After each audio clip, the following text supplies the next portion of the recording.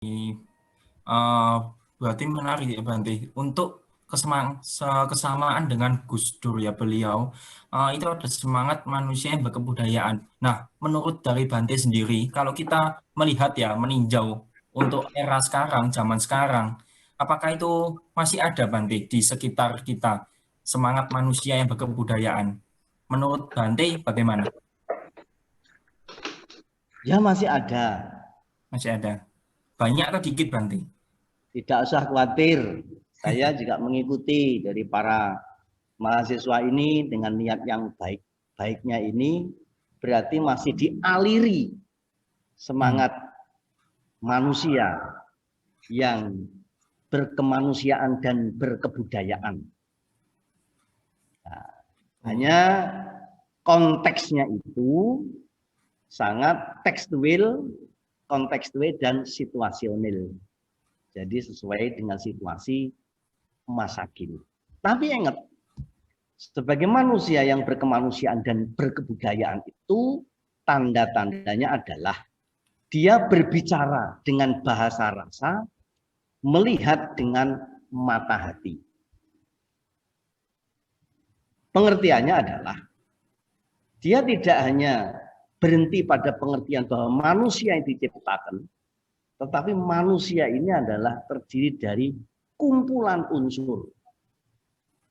Manusia ini berbahan baku yang sama. Unsur tanah, unsur air, unsur api, unsur angin.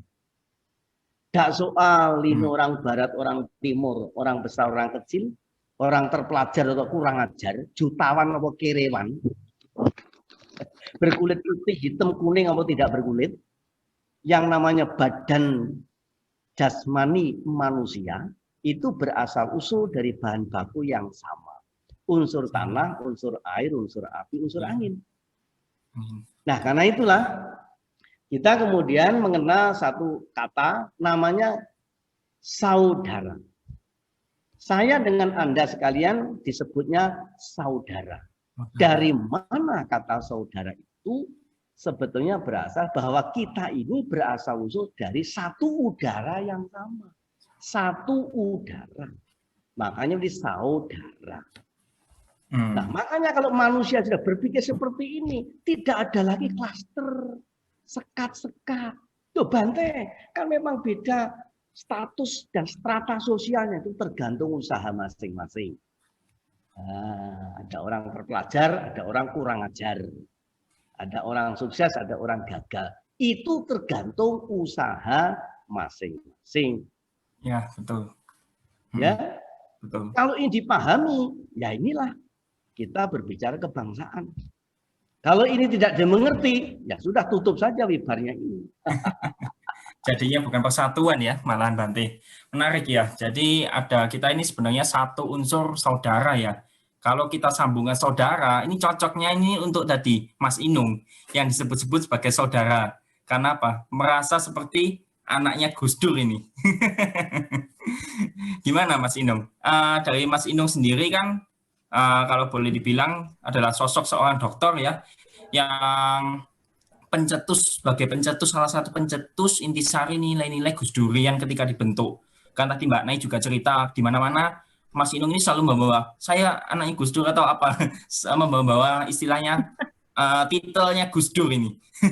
Ini menarik soalnya. Padahal Mas Inung kan kalau boleh dikata aneh ya, tidak ada hubungan darah, tapi Mas Inung begitu menjiwai sosok seorang Gus Dur. Nah, sepenting apa sih menurut Mas Inung tentang pembentukan Gus Durian ini di tengah-tengah masyarakat zaman sekarang? Ya, kalau mengacu ke kasus saya ya itu sangat subjektif.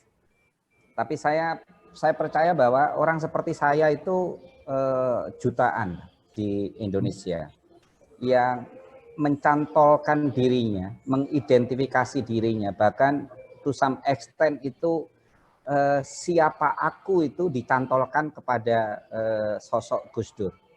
Dan kalau saya melakukan itu saya nggak merasa risih, saya nggak merasa kehilangan sesuatu dalam diri saya, karena saya sedang melekatkan diri saya kepada sosok yang menurut saya sangat mulia. Saya itu setiap kali memuja-muji Gus Dur itu saya risih. Risih itu karena eh, risihnya itu orang seperti ini tuh sebetulnya nggak memerlukan pujian dari saya gitu. Tapi saya nggak punya bahasa lain. Saya nggak punya bahasa lain. Dalam kasus saya itu seperti ini ya. Saya itu putra dari keluarga NU. Dan NU itu di tahun 60-an 70-an, saya kelahiran tahun 70-an. Itu mungkin sampai sekarang. Itu secara umum itu ya orang-orang NU itu ya fenomena orang-orang desa, orang-orang yang tidak terdidik dalam strata sosial itu ya kelas sosial bawah.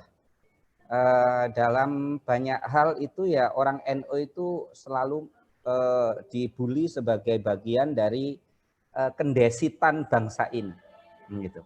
Coba, coba bayangkan saja orang seperti saya itu. Orang seperti saya itu baru mengenal betul-betul belajar bahasa Inggris itu baru pada saat kuliah. Yang kuliah itu pun dengan seluruh perasan keringat dari seluruh keluarga saya untuk bisa menguliahkan anaknya ini. Nah, dalam situasi seperti itu, saya ini orang seperti saya yang sejak kecil lahir dari keluarga santri, keluarga sangat Islam, kemudian sekolahnya di madrasah, SMP juga di madrasah lagi, SMA juga di madrasah lagi, kuliahnya IAIN, itu betul-betul tipikal NU, tipikal anak NU saya. Karena memang saya itu menggambarkan keluarga, mayoritas keluarga NU yang mulai sadar tentang pendidikan dan tidak akan melangkah jauh dari pendidikan-pendidikan yang bermadrasah itu. Jadi orang seperti saya ini itu sangat mungkin akan menjadi orang yang close minded. Yang close minded karena tumbuh dan berkembang dalam situasi yang sangat homogen. Dan saya mengakui bahwa ada saat-saat di mana lingkungan yang homogen itu membentuk saya close minded itu. Sampai suatu saat saya menemukan manusia yang dikirimkan Tuhan, dilahirkan di Jombang, dan orang itu namanya Abdurrahman Wahid. Dan membawa Gus Dur itu di dalam pandangan kami itu nggak pernah hadir, baik dengan tulisan maupun di forum-forum seminar, itu hadir seperti pendakwah itu enggak. Gus Dur itu coba cari saja itu videonya itu. Gus Dur itu nggak pernah hadir bergaya seorang pendakwah, nggak kayak misalkan UAS itu enggak. Gus Dur itu, sorry harus sebut daripada UTS, nggak pernah. Jadi dia itu hadir dan kemudian membawa nilai-nilai, yang nilai-nilai itu bisa dikemas dengan narasi agama, bisa dikemas dalam forum-forum politik apa saja, tapi selalu nilai itu konstan sekali, yaitu apa? Nilai-nilai kemanusiaan. Dan pembelaan itu adalah pembelaan terhadap orang bawah, tertindas, sehingga kami yang Muslim ini kemudian mengenal dengan teologi pembebasan, bahwa beragama itu pada akhirnya adalah membela manusia, tidak membela Tuhan. Bahwa nilai-nilai yang disebut dengan nilai-nilai keagamaan, apapun agamamu, itu pada akhirnya harus bisa diwujudkan membawa pesan perdamaian. Itu semuanya kami dapatkan dari Gus Dur. Dan saya percaya bahwa saya bukan satu-satunya. Saya hanyalah representatif dari jutaan orang yang mendapatkan inspirasi itu. Sehingga sejak S1 itu saya tentu saja sebagai mahasiswa saya memiliki cita-cita untuk menjadi apa. Dan gilanya saya itu nggak pernah bercita-cita menjadi seperti Gus Dur. Mengapa?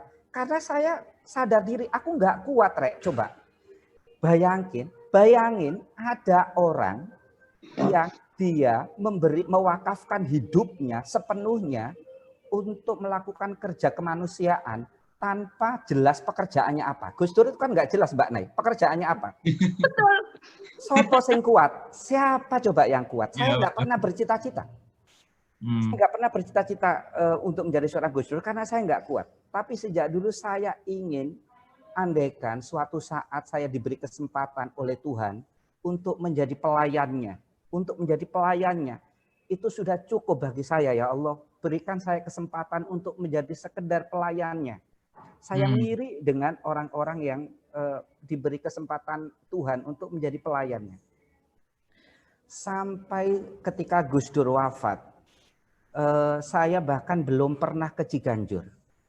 Dan sampai saat ini saya dianggap sebagai Gus Durian senior, Gus Durian senior.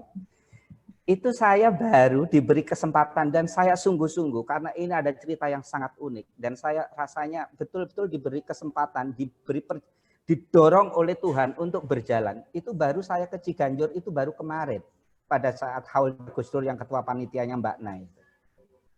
Itu baru. Tapi karena mungkin doa saya seperti itu ya, sehingga suatu saat ketika saya sedang berlibur dengan keluarga, karena pada saat itu liburan, saya di rumah keluarga di Lamongan, tiba-tiba kemudian saya ditelepon oleh Mbak Alisa, diminta ke Jogja.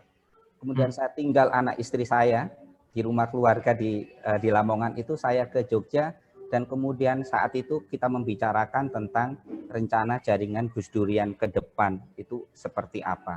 Saya memang tidak ikut di pertemuan awal di Ciganjur, tapi saya kira saya termasuk orang awal, generasi awal yang ikut bareng-bareng membangun jaringan Gus Durian, termasuk bagaimana dan sebagainya. Jadi saya kira ya faktanya seperti itu, tapi biarkan saya memberi makna bahwa ini adalah panggilan dari Tuhan, di mana Tuhan menjalankan saya karena doa-doa saya untuk sekedar menjadi pelayan Gus Dur. Karena saya tak mampu, saya ketakutan untuk meminta kepada Tuhan bercita-cita menjadi seperti Gus Dur. Saya nggak mampu. Terima kasih. Melankoli ya? Melankoli ya? Melankolis ya. Nah, sih tapi Mas Inung, kalau misalnya tadi Mas Inung menyampaikan bahwa ingin setidaknya sebagai pelayan, sebenarnya Mas Inung sudah mewujudkan ya salah satu nilai yang dipegang Gus Dur, supaya apa? Tidak ada perbedaan antara kaum mayoritas, minoritas, khususnya dalam agama. Kenapa kok saya bisa bilang ini? Karena saya lihat Mas Inung pernah membuat puisi Natal. Ya, sorry, mungkin teman-teman juga mungkin asing ya. Mas Inung ini adalah sosok seorang dokter yang berintelektual Muslim. Tapi Mas Inung ini bisa membuat puisi Natal dan itu sangat bagus. Nah, mungkin sebelum saya lanjutkan, saya minta tolong ke tim panitia bisa memutarkan video puisinya ini. Saya ketika mendengar ini juga tersentuh sekali. Dalam ini maknanya. Tolong jangan dilihat perut saya, jangan dilihat perut saya. Adalah kasih. Kasihnya adalah kisah sukacita manusia. Nasibnya adalah salib yang dipanggul untuk melekatkan dirinya di atas bukit Golgota. Dia persembahkan darahnya sebagai penebusan.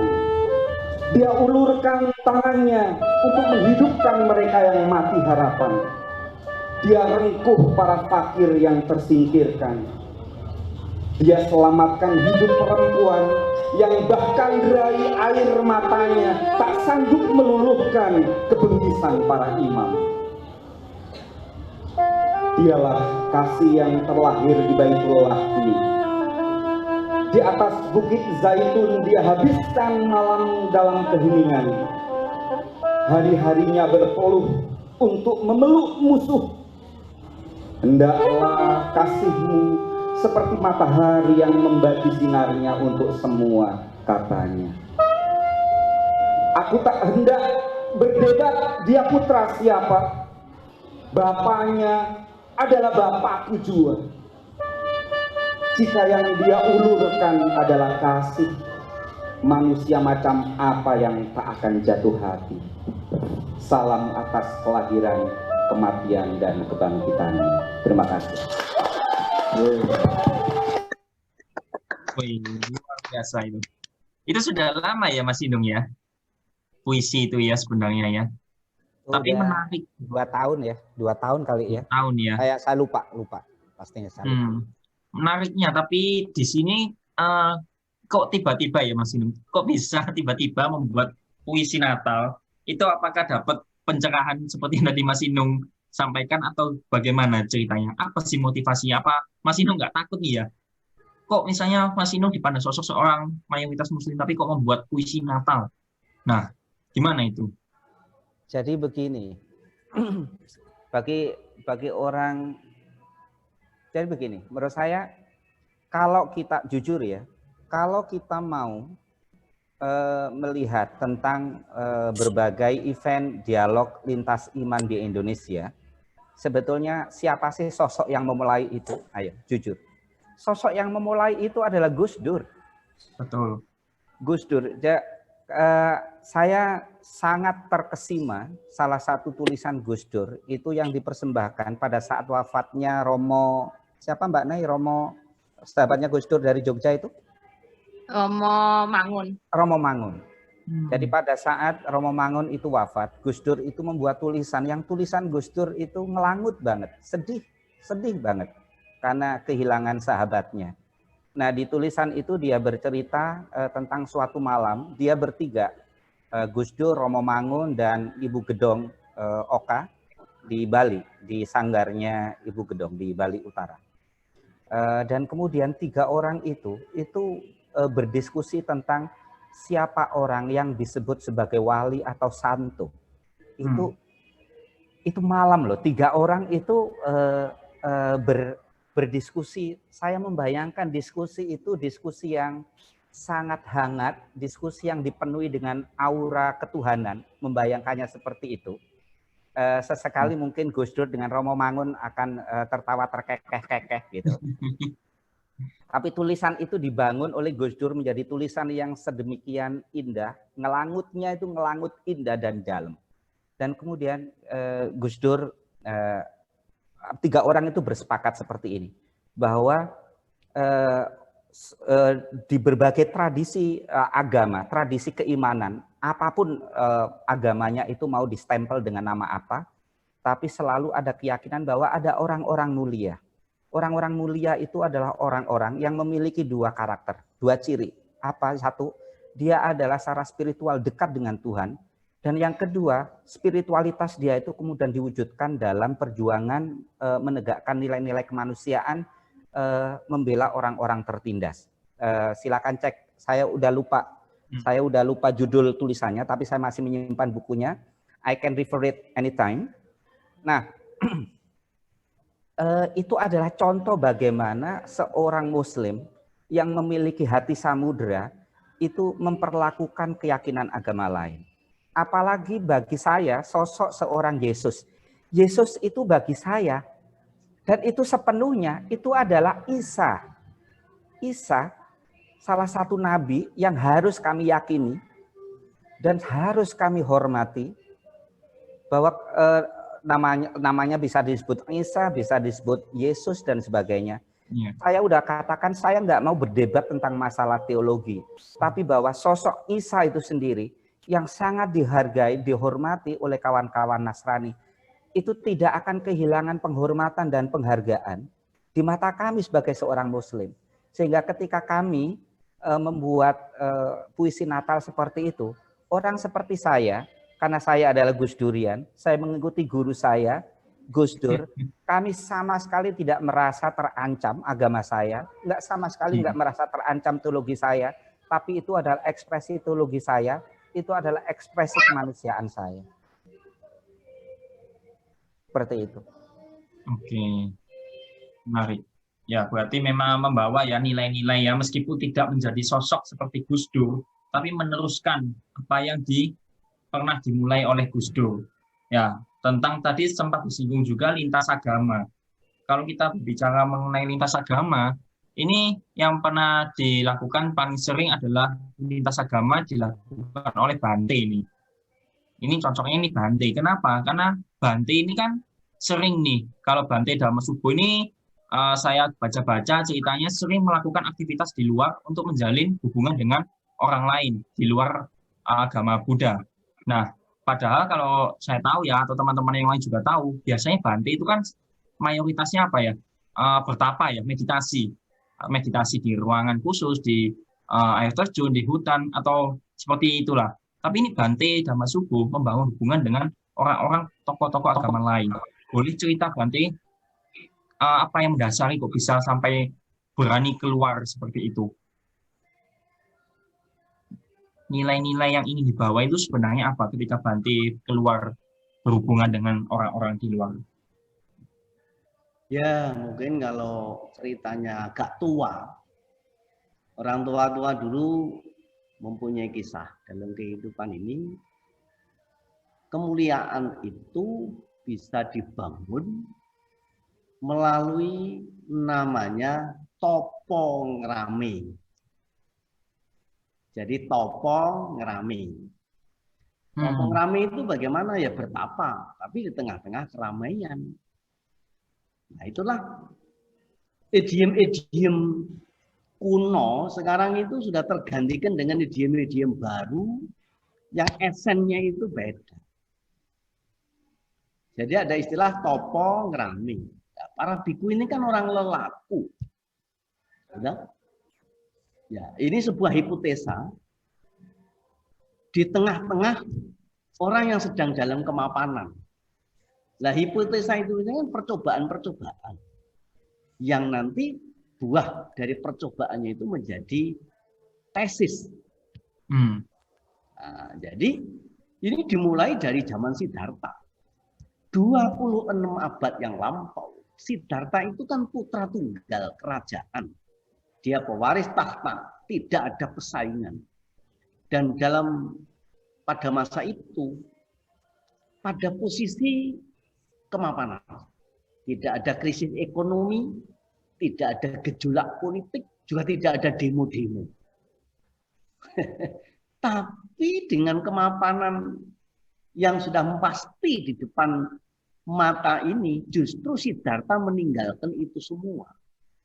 Dia meninggalkan kerajaan, meninggalkan keluarga, meninggalkan kemapanan duniawi, lalu dia beralih ke kehidupan pertapaan yang sangat ekstrem.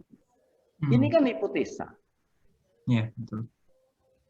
Dan ini kalau kemarin kita punya forum itu namanya humor sufi. Humor itu serius. Gitu. Tapi yang serius itu sebenarnya lucu. Jadi kayak Inayah ini humoris, tapi itu serius. Gus Dur itu yang dikenal kan juk-juknya. Pokoknya kalau nggak lucu itu nggak Gus Dur. Tapi justru itu yang menjadi serius. Nah sebaliknya, yang lain-lain penyaji dengan sangat tekstual, kemudian dibawakan dengan serius, tapi itu lucu. Lucunya di mana? Orang kalau belum bisa mentertawakan dirinya sendiri, itu masih dangkal. Hanya orang-orang yang bisa mengkritik dirinya sendiri, mentertawakan dirinya sendiri, mengawasi dirinya sendiri, itulah orang-orang yang sudah mencapai tingkat kedalaman, kematangan jiwa.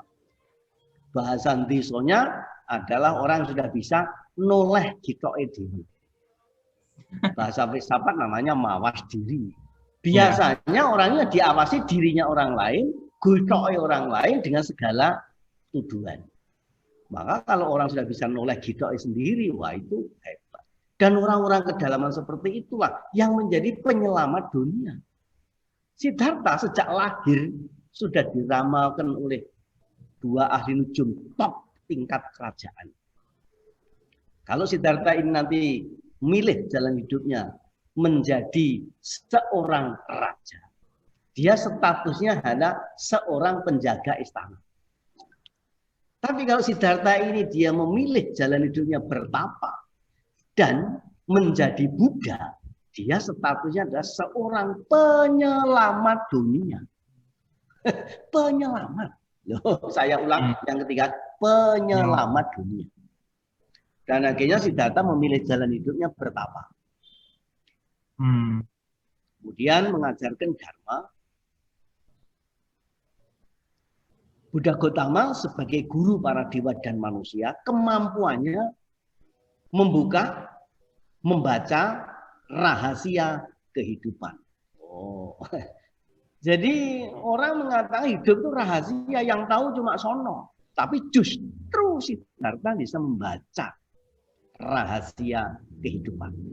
Sehingga ajaran Siddhartha tidak ada yang dirahasiakan. Karena ajaran Siddhartha berbasis akal pikiran, dan pengalaman. Penyampaiannya tekstual, kontekstual, dan situasional. Nah, maka ciri-ciri ajaran Siddhartha adalah pertama masuk akal. Bisa diterima oleh akal. Tapi tidak cukup, kalau cuma akal nanti bisa akal-akalan. Maka yang kedua namanya pikiran. Harus bisa dipikirkan, bisa dipecahkan oleh pikiran. Tapi kalau orang mikir, tak jenenge kayak orang menghayal. Nanti golek wangsit sana sini itu orang mikir saja. Nah, yang ketiga adalah pengalaman. Sehingga apa yang diajarkan Siddhartha pertama masuk akal, bisa diterima oleh akal sehat, itu bisa dipikirkan sesuai dengan perkembangan jalannya pikiran. Pikiran ini kalau dibiarkan berkembang bebas, bisa menjadi pesaing Tuhan. Nah, yang ketiga itu adalah pengalaman. Artinya apa yang disampaikan Siddhartha itu bisa dialami oleh siapa saja. Yang menarik, Siddhartha telah meninggal 26 abad yang lampau. Buktinya apa? Kok yang dunia belum selamat? Masih terjadi ketegangan sana sini, bahkan hingga saat ini. Berarti tidak benar dong.